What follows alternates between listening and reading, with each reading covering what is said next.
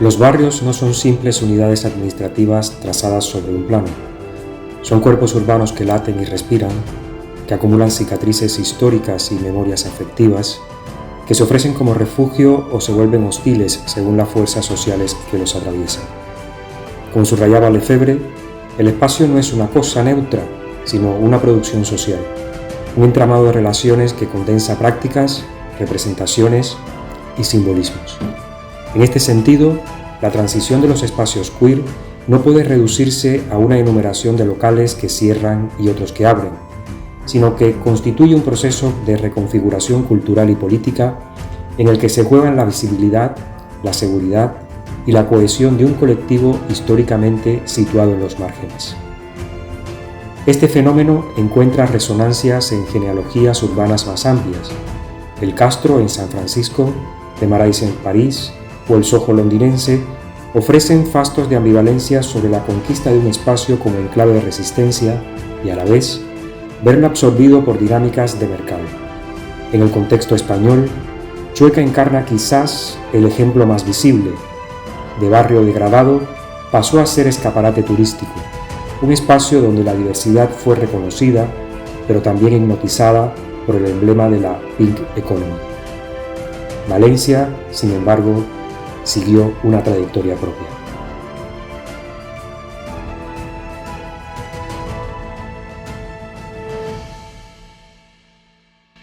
La migración de los espacios de socialización queer desde el barrio del Carmen hacia Ruzafa ha sido un fenómeno clave en la historia reciente de Valencia. Se trata de un movimiento que refleja cambios geográficos, sociales, culturales y urbanos que van mucho más allá de una simple apertura o cierre de locales. Ante todo, aclarar que estos espacios no corresponden exactamente con unas delimitaciones político-administrativas de unos distritos o barrios de Valencia, sino que conforman espacios vividos y percibidos más allá de unas cartografías concretas.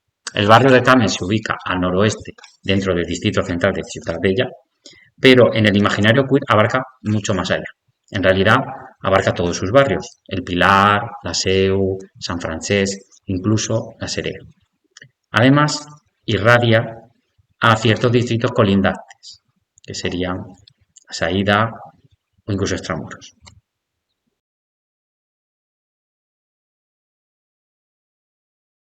El Carmen fue durante las décadas de los 90 y 2000 el epicentro de la vida nocturna y cultural del colectivo en Valencia, ya que había heredado características del fenómeno social y cultural de la Ruta del Bacalao, como uno de los primeros espacios aperturistas que integró de forma natural al colectivo gay. El eje principal se centraba en las calles Cuart, Caballeros y sus aledaños, que concentraban bares, discotecas y lugares de encuentro que ofrecían seguridad, visibilidad y comunidad. En este tiempo esto era todavía difícil de encontrar en otros espacios y en otras ciudades. Allí nacieron referentes emblemáticos como la discoteca Benial, la Gulú, Café Cuart, ADN, Café La Seu o La Guerra.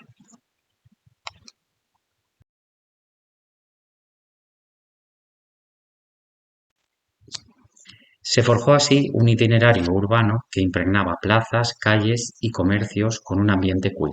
Además, el barrio acogió sedes históricas de asociaciones como Landa o el Comité Antisida, que desempeñaron un papel esencial en la visualización del activismo y la organización, por ejemplo, del orgullo por la calle Colón desde el 2004. Esta influencia contagia además al barrio del Botánico dentro del distrito de Extramuros, con varios locales de encuentro sexual o temáticos para el colectivo Bear, generando así un transitar a través de las torres de Cuart por la calle Cuart hasta Caballeros. Por otro lado, la inauguración de la discoteca Deseo 54 en el año 2003 generó como un nuevo polo al norte del centro histórico, alrededor del cual transitaba la zona gay hasta el barrio de Morvedre, en el distrito de la Saidía, cruzando así lo que sería la barrera psicológica de los jardines del río Turia. Por tanto, hemos tenido que obviar algunas otras zonas como playas o espacios dispersos, ya que no podríamos abarcar todo el conjunto y nos basamos solo en estas zonas más densamente concentradas. Sin embargo, en torno al 2010 el Carmen comenzó a perder peso. La gentrificación, la declaración de las zonas ZAS, las crisis económicas, la presión turística y finalmente el COVID provocaron el cierre progresivo de muchos locales, debilitando su centralidad como zona gay de la ciudad. En este contexto emergió Ruzafa.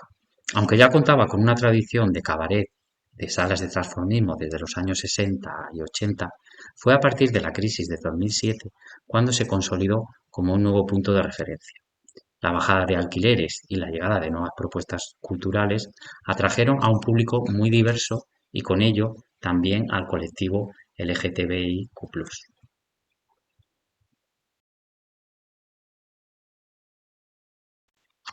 Como podemos apreciar en las diferentes capas de los mapas para los 3 periodos seleccionados, se producen no solo una serie de aperturas y cierres de nuevos locales, sino una clara migración de espacios del centro histórico a Ruzafa. Se relocalizaron locales como Piccadilly o la SEO, que antes estaban en el centro, y se abrieron nuevos como Café Cómic, La Boba y el Gato Rancio, además de espacios de encuentro sexual como saunas y sex bar. Asimismo, el traslado de Landa al barrio reforzó este cambio, que coincidió además con un proceso de gentrificación que convirtió a Ruzafa en un barrio de moda, con una fuerte presión hostelera y turística.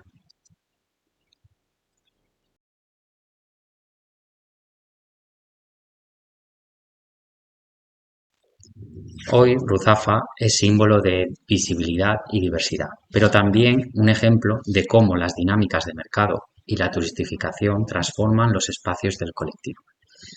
Ya no hablamos de una zona gay concentrada como fue la del Carmen, sino de un modelo más disperso donde los espacios se distribuyen entre el ocio nocturno, las asociaciones, los centros culturales y las actividades cotidianas. El paso del Carmen a Ruzafa muestra cómo la historia urbana y la memoria del colectivo están íntimamente ligadas a los procesos sociales y económicos de la ciudad. Gracias, José Antonio. La pregunta que a partir de ahora va a orientar nuestra reflexión ya no va a ser dónde está hoy el barrio queer de Valencia, sino qué genealogías de poder, mercado y resistencia se escriben en el mapa cuando un cuerpo colectivo migra, se desplaza o es desplazado.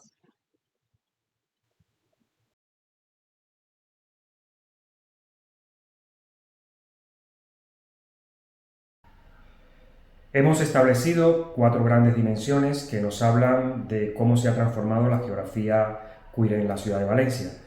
Hay que entender que no actúan por separado, sino como fuerzas entrelazadas que reconfiguran el espacio urbano. Por un lado, tenemos la gentrificación, que es el encarecimiento de la vivienda y la expulsión silenciosa de vecinos que no pueden sostener los nuevos precios. El barrio deja de ser un espacio de vida para convertirse en un producto inmobiliario. A esto se suman regulaciones urbanas, como es el caso de la ZAS en el Carmen, que bajo el pretexto del ruido o la convivencia terminan limitando ciertas formas de sociabilidad, especialmente ligadas al ocio nocturno y disidente. En paralelo, la digitalización cambia las reglas de encuentro, las aplicaciones fragmentan los lazos comunitarios, hacen menos necesaria el enclave físico y desplazan la sociabilidad hacia lo virtual, con lo que se debilita la densidad comunitaria de un barrio en concreto. Y finalmente, la llamada economía rosa, que convierte la diferencia sexual en un valor de mercado, se estetiza la diversidad, se coloca la bandera arcoíris en la fachada de los comercios, pero muchas veces se vacía de su potencial político y comunitario. Estos 4 vectores, gentrificación, regulaciones, digitalización y economía rosa, no hay que entenderlas como exhaustivas. Ciertamente podríamos encontrar otros ejes o otras dimensiones que nos podrían servir como referentes para poder explicar esta transformación. Pero en cualquier caso, estas que hemos mencionado y las que vamos a trabajar, trazan un mapa donde la comunidad no desaparece, pero sí desplaza o se desplaza y se transforma, oscilando entre la visibilidad comercial y la pérdida del arraigo barrial. Esta transformación del Carmen y Ruzafa en Valencia hay que inscribirla en las dinámicas globales de ciudad neoliberal, donde la lógica del capital urbano actúa como un torrente que reconfigura espacios y sobre todo expulsa comunidades en función de su rentabilidad. Lejos de ser un simple relevo espontáneo en las preferencias del colectivo LGTBIQ+, el desplazamiento del ambiente del barrio céntrico del Carmen hacia ese emergente barrio de Ruzafa responde más a estructuras económicas profundas, es decir, a este proceso de gentrificación, a la llamada mercantilización inmobiliaria y a lo que luego ya hablaremos, la turistificación, que al final operan como fuerzas motrices de este cambio espacial. El mercado inmobiliario opera aquí como una especie de brazo armado de esta lógica del capital urbano, convirtiendo las geografías del deseo en geografías de la inversión. Los mismos locales y calles que alguna vez fueron apropiados por el colectivo queer, como lugares de resistencia, como lugares de afirmación identitaria, se vuelven objetos muy codiciados para promotores y nuevos empresarios cuando, sobre todo, el barrio empieza a adquirir esta especie de áurea de tolerancia. En el Carmen, la progresiva gentrificación no solo encareció los alquileres de locales de ocio gay, precipitando cierres como el de la discoteca Venial, una discoteca emblemática, el cierre fue en 2012, que fue además símbolo del auge noventero del barrio. Insisto, no solamente encareció el alquiler de los locales de ocio gay, sino que resignificó también el paisaje cultural del barrio, donde antes la presencia visible de banderas arcoíris o esa red de pequeños bares conformaban un territorio de identidad y seguridad afectiva para las personas queer. Hoy lo que se observa es una estetización homogénea orientada al consumo generalista. Muchos establecimientos LGTBIQ+ han sido reemplazados por cafeterías hipsters, por gastrobares, por franquicias, integrando esta estética gay-friendly, de la cual también se apropia de alguna manera Ruzafa, que solo tiene un valor añadido decorativo, pero que vacía de contenido lo que es el andamiaje comunitario. Esto genera nuevas dialécticas en el espacio público. Por un lado, la presencia de negocios gay-friendly, que es, digamos, que lo que tipifica Ruzafa, pues indica una mayor aceptación social. Pero por otro lado, esta aceptación parece supeditada a normas implícitas de respetabilidad y consumo que terminan reproduciendo jerarquías de clase, jerarquías de género y jerarquía de las sexualidades. Y además esto es crucial, la economía del desplazamiento al interior de estos barrios inclusivos establece nuevas líneas de fractura dentro del propio colectivo. La revalorización urbana excluye a los homosexuales más pobres, aquellos sin capital cultural o sin capital económico, para participar de ese nuevo escenario gentrificado, de tal manera que, mientras los gays de clase media contribuyen a recalificar zonas céntricas mediante su consumo y su emprendimiento, muchos otros quedan al margen y relegados a periferias geográficas o existenciales. Todo este fenómeno nos obliga a plantearnos una pregunta, una interrogante, de alguna manera interrogar las oposiciones dialécticas entre apertura y clausura, entre liberación y absorción sistémica.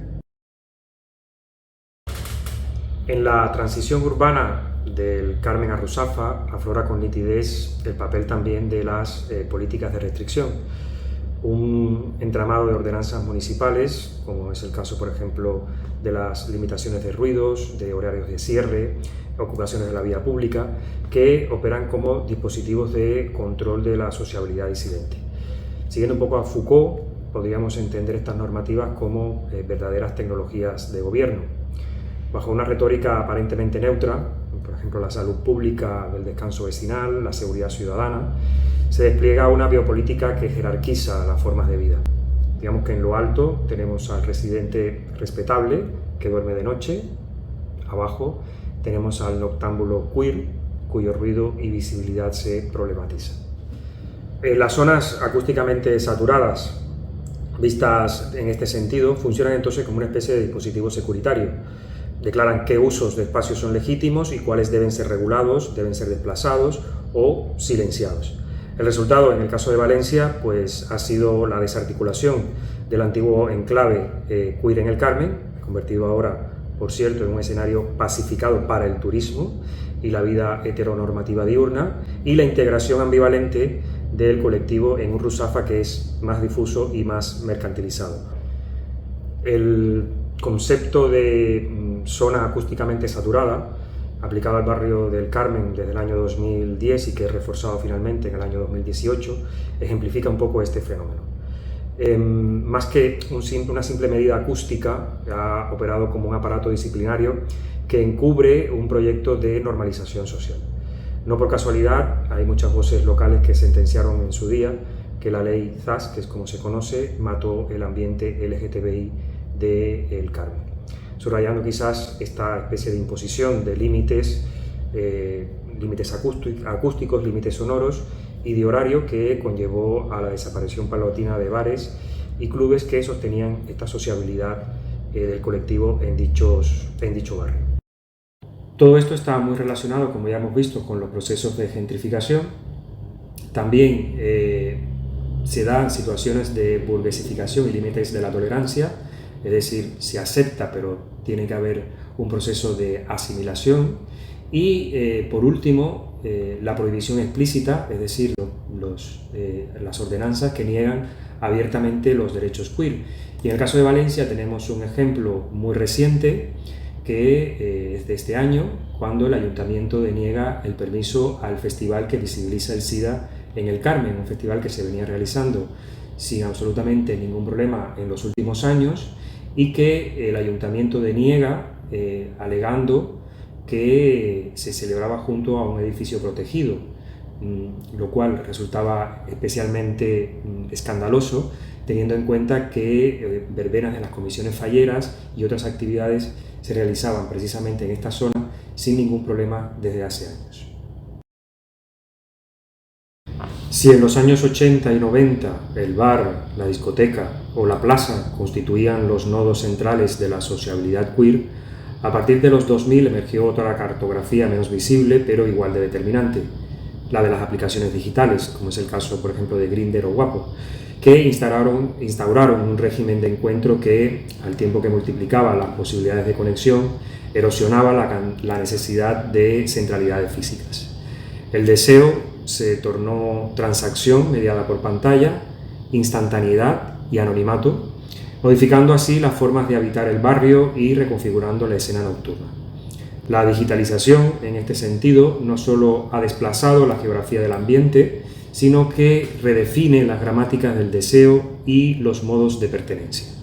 Las aplicaciones móviles han desmaterializado el punto de encuentro, permitiendo que cualquier calle, parque, casa o barrio pueda convertirse en un espacio queer potencial mediante una cita coordinada en línea. Este acceso ubicuo a la conexión ha reducido la dependencia de los espacios clásicos o los espacios urbanos clásicos. De hecho, hoy se dice que gracias precisamente a estas apps ya no hace falta ir a un bar para ligar, lo cual flexibiliza la geografía o las geografías de interacción. En consecuencia, el sentimiento de pertenencia comunitaria se desliga del territorio físico para anclarse más en redes virtuales y en afinidades selectivas. Los referentes espaciales compartidos se diluyen, por ejemplo, allí donde el Carmen, el barrio del Carmen, proporcionaba un pequeño mundo con códigos y seguridad propia, ahora la pertenencia se vive más de forma individualizada y sobre todo de forma portátil.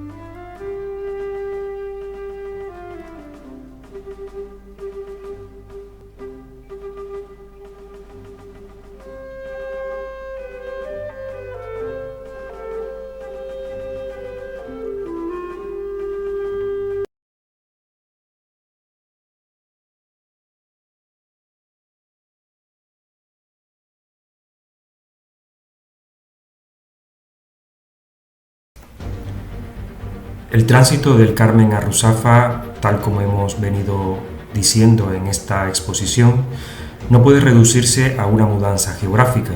Es más bien un proceso de reconfiguración de la ciudad misma, donde se entrecruzan dinámicas económicas, políticas, tecnológicas y culturales que exceden lo local y dialogan con un repertorio global de transformaciones urbanas.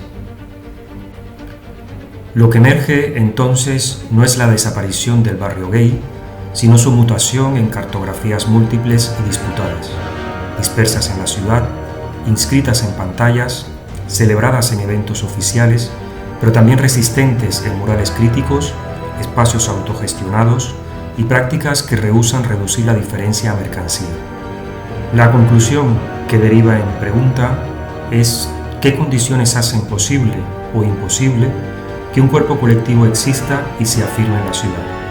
Y aquí se juega lo esencial, en la capacidad de imaginar futuros urbanos donde la diversidad no sea un reclamo turístico, sino un principio de justicia espacial, donde la visibilidad no sea concesión del mercado, sino afirmación de una ciudadanía plural.